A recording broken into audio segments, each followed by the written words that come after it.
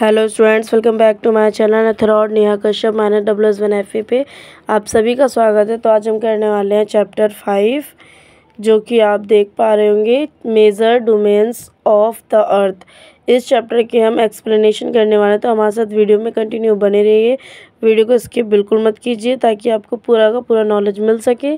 तो स्टार्ट करते हैं video. As you have read in the first chapter, the earth is the only planet which has life. Human being can live here because the life sustaining elements of land, water and air are present on the earth. Okay, next para है हमारा, the surface of the earth is a complex zone in which three main components of the environment meet, overlap and interact. The soiled portion of earth on which we live is called the lithosphere. The gaseous layer that surrounded the earth is atmosphere, where oxygen, nitrogen, carbon dioxide and other gases are found. Water covers, मतलब जो water में covers a very big area of the earth surface, and this area is called a hydrosphere. The hydrosphere comprises water in all atoms forms, that is ice, water and water vapor. The biosphere is the narrow zone where we find करना land, water and air. Land means ज़मीन होता है, water means पानी and air means हवा. Together तीनों साथ में, which contains all forms of life. मतलब ये सभी चीज़ें जीने के लिए आवश्यक है, लाइफ के लिए. Lithosphere, the solid portion of the earth is called the lithosphere. It comprises the rocks of earth crust and the thin layers of soil that contain nutrients, elements which sustain organisms. Okay, there are two main divisions of the earth's surface. The large land masses are known as the continents and the huge water bodies are called the ocean basins.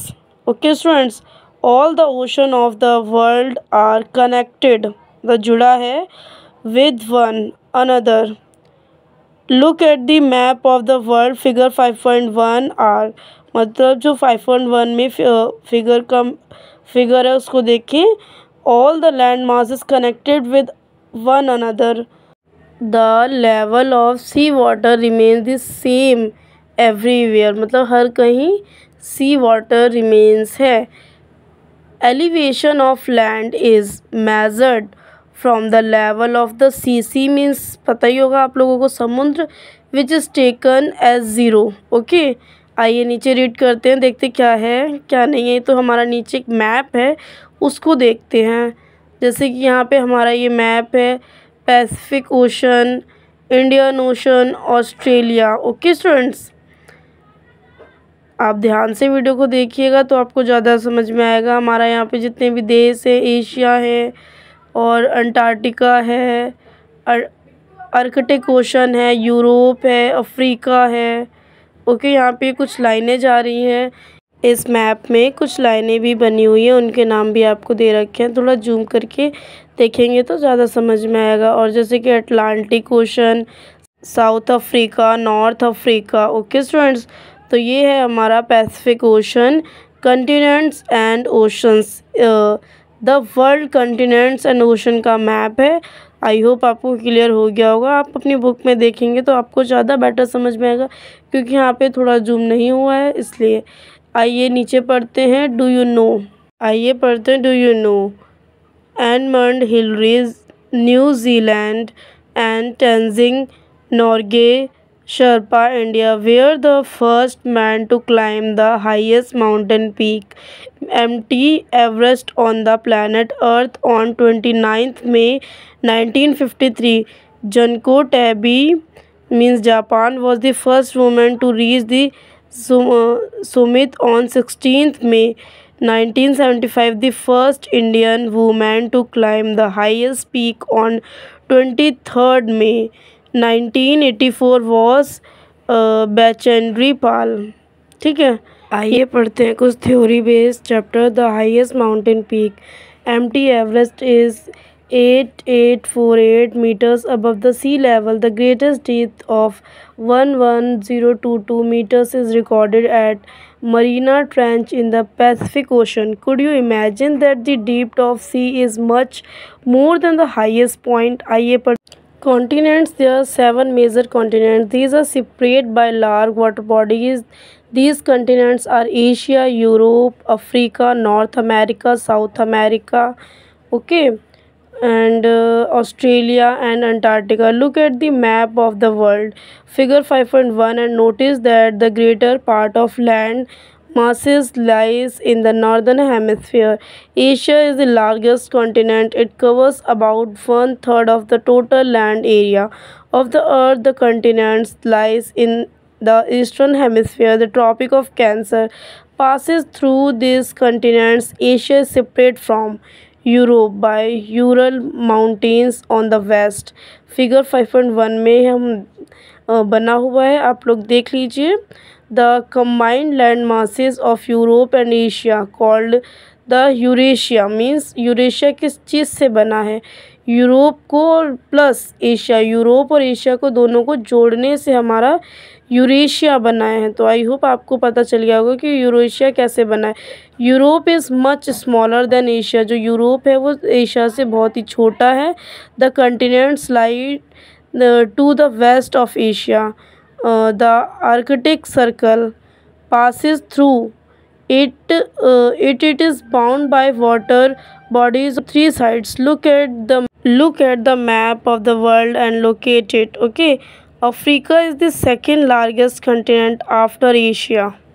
The equator of zero latitudes runs almost through the middle of the continents. A large part of Africa lies in the northern hemisphere. Okay, look at the figure 5.1. You will find that it is the only continent through which the Tropic of Cancer, the equator, and the Tropic of Capricorn passes. Capricorn जो थे वो passes हुए. The Sahara desert, the world largest hot desert, is located in Africa. मतलब locate कहाँ पे करता है वो? अफ्रीका में. The continents is bound on all sides by oceans and seas. Look at the world map. मतलब world का जो मैप है, figure 1.5.1. You will notice that the world longest river the Nile flows through Africa. Africa में flow करता है. Notice where the equator. जो notice है where the equator, the Tropic of Cancer and the Tropic of Capricorn passes in the map of Africa. Okay students, आइए नीचे थोड़ा सा और एक्सप्लेनेशन रीड कर लेते हैं.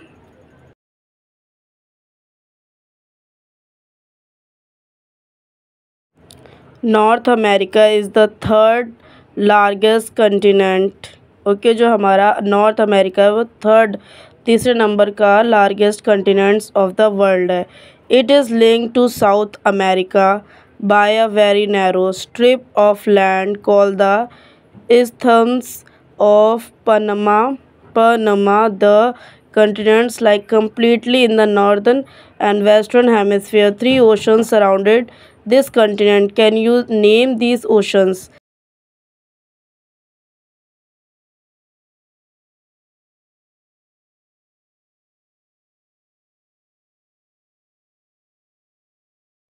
नीचे आइए, इसको स्क्रॉल करके पढ़ते हैं क्या चीज़ है. यहाँ पे हमारे कुछ अलग अलग टाइप के मैप है, जैसे कि इंडिया का है, नॉर्थ अमेरिका का, साउथ अमेरिका का ये मैप है. आइए इनको देखते हैं. South America lies mostly in the southern hemisphere.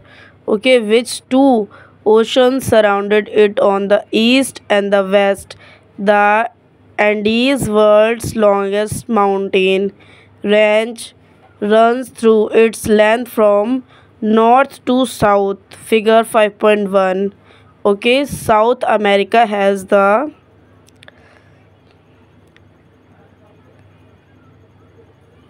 world largest river, Amazon.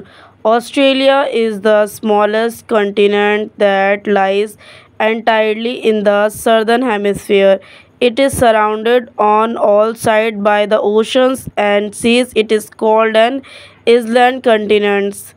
आइए पढ़ते हैं अंटार्कटिका के बारे में कुछ थोड़ा सा इन्फॉर्मेशन, जो कि डीपली पढ़ेंगे तो ही समझ में आएगा। तो आइए रीड करते हैं इसको, थोड़ा जूम कर लेते हैं।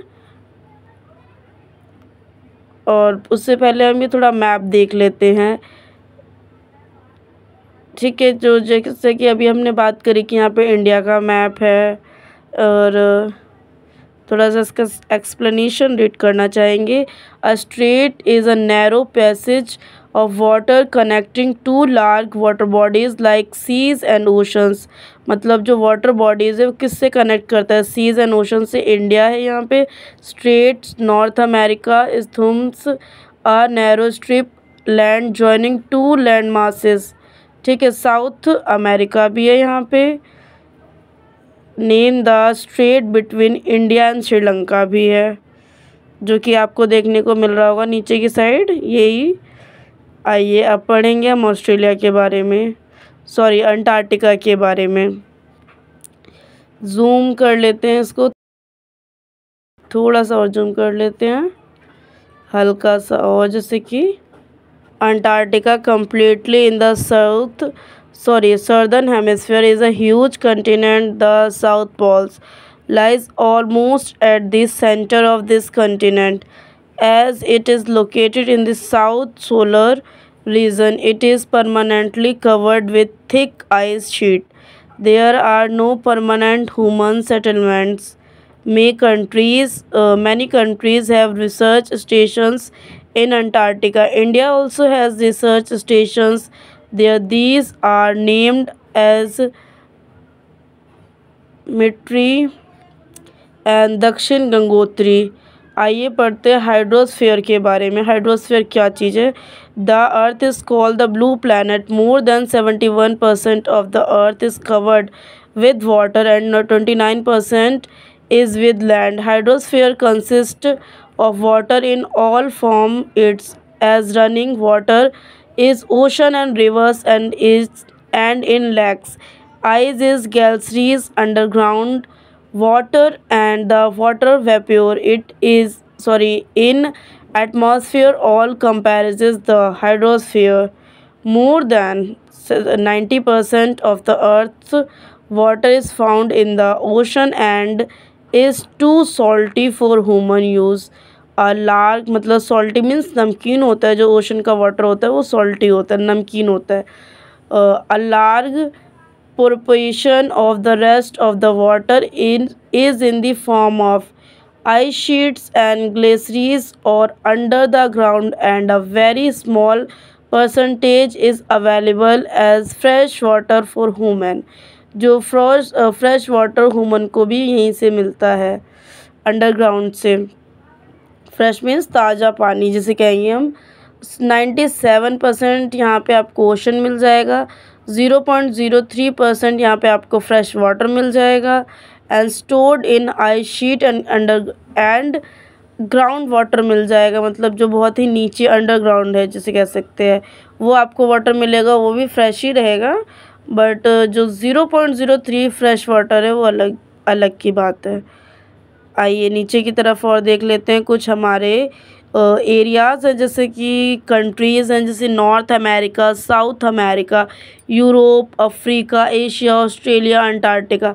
तो ये क्या चीज़ हैं ये जानेंगे हम। Comparative size of continents. तो यह हमारे कंपैरेटिव साइज़ ऑफ कंटिनेंट्स हैं, मतलब इनका कुछ शेप और साइज़ इस तरीके का है। Count the square given in figure 5.3 and the answer the following. Name the largest continent which is larger. तो मतलब लार्गर मीन्स बड़ा है, तो यूरोप एंड ऑस्ट्रेलिया जो है वो हमारा लार्गर में आता है। और जो हमारा ए क्वेश्चन में क्या पूछा गया है, name the largest continent. B part है विच इज़ लार्गर, यूरोप और Australia. Use hence despite being a blue planet we face a shortage of water. Ocean क्या चीज़ है आइए जानते हैं। Ocean are the major part of hydrosphere. मतलब जो ओशन है वो मेजर पार्ट है हाइड्रोस्फीयर का। तो दे आर ऑल इंटरकनेक्टेड, मतलब इससे और भी इंटरकनेक्टेड है। The ocean water are always moving. The three थिफ्स movement of ocean water are the waves, the tides, and the ocean currents.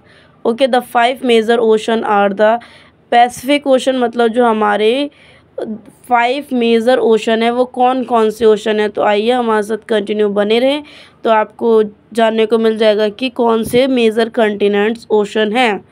तो आइए पढ़ते हैं। पैसिफिक ओशन है फर्स्ट नंबर पे, सेकंड नंबर पे द अटलांटिक ओशन है, थर्ड नंबर पे द इंडियन ओशन है, एंड नेक्स्ट है हमारा southern ocean and the Arctic ocean in order of their size, figure 5.1.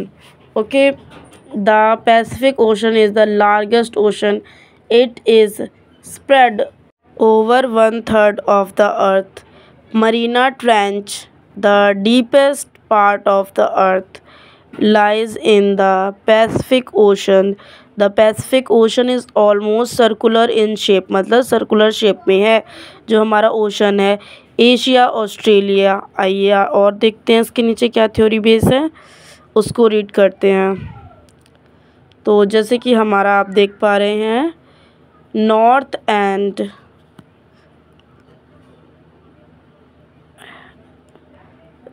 And south America surrounded it. Look at the map and find out the location, मतलब हमें location उसका find करना है, of the continents around the Pacific ocean. And next है हमारा the Atlantic Ocean is the second largest. जो हमारा Atlantic ocean है वो सेकेंड लार्जेस्ट ओशन है, मतलब दूसरे नंबर पे बड़ा है वो। It is S shape, it is flanked by the North and South Americas on the western side and Europe and Africa on the eastern side. Eastern side में हमारा Africa है। The coastline of Atlantic Ocean is highly indented. This irregular and indented coastline provides, हमें जो coast line provide करी है वो इंडिनेंटेड की तरफ से कोस्ट लाइन प्रोवाइड है।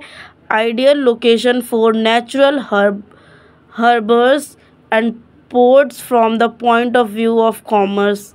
It is the busiest ocean. The India Ocean is the only ocean named, जो इंडिया का ओशन है वो only ocean named after a country, that is India. The shape of ocean is almost triangular shape में है, means जो हमारा almost जो India का है ocean. In the north it is bound by Asia, in the west by Africa and in the east by Australia. The southern ocean encircles the continent of Antarctica and extend northward to 60 degrees south latitudes. 60 degree south latitudes. The Arctic Ocean is located within the Arctic Circle and surrounded by North Pole. It is connected with the Pacific Ocean, मतलब connected किससे, Pacific Ocean से, by a narrow stretch of shallow water known as Bering strait. It is bound by northern coast of North America and Eurasia. Eurasia means बना हुआ है ये दो वर्डों से, आपको आगे पता चल जाएगा। यहाँ पे हमारा कुछ छोटा सा मैप है जो आपको देखने को मिल रहा है। इंडिनेंटेड कोस्ट लाइन है ये हमारी, एंड बिलफेस्ट डुबलिन। ओके, नेक्स्ट है हमारा, नेक्स्ट आपको देखने को मिल रहा है हमारा ये एक्सपोस्फेयर, थर्मोफेयर। तो इससे पहले हम थोड़ा सा ये पढ़ लेते हैं ये क्या क्या चीज़ें हैं। एटमॉस्फेयर, ठीक है। The earth is surrounded by a layer of gas called the atmosphere. This thin blanket of air is an integral and important aspect of the planet. It provides us with the air we breathe and protects us from the harmful effect of sun rays. The atmosphere extends up to a height of about 1600 kilometers. The atmosphere is divided into 5 layers. जो हमारा atmosphere 5 layers में divide है, बटा हुआ है, based on a composition, temperature and other properties. These layers starting from Earth's surface are called the troposphere, the stratosphere, the mesosphere, the there is spheres and the exosphere, and the atmosphere is composed mainly of nitrogen mainly of nitrogen and oxygen, which make up about 99% of clean dry air. Nitrogen 78%, oxygen 21%, and other gases like carbon dioxide, मतलब 21% other gases हैं like carbon dioxide, argon and other comparisons 1% by volume. Oxygen is the breath of life. Hail nitrogen help in the growth of living organisms. Carbon dioxide, though present in mint amount, is important as it absorbs heat ready by the earth, thereby keeping the planet warm. It is also essential for the growth of plants. नीचे हमारा थोड़ा सा और explanation है, उसको read करेंगे. The destiny of the atmosphere various with height it. Okay, आइए इसके नीचे एक्सप्लेनेशन, उससे पहले हम थोड़ा सा एक मैप देख लेते हैं, उसको देखेंगे. मतलब यहाँ पे हमने अभी डीपली पढ़ा नहीं था वो क्या चीज़ है. आइए दोबारा से देखते हैं. तो पहले नंबर पे है हमारा exosphere, thermosphere, mesosphere, stratosphere, troposphere. Okay, तो ये थे हमारे कुछ एटमॉस्फेयर, लेयर्स ऑफ एटमॉस्फेयर. मतलब लेयर, जो एटमॉस्फेयर का लेयर है वो 5 में डिवाइडेड है, जो कि आपको देखने को मिल गया. आइए नीचे देखते हैं.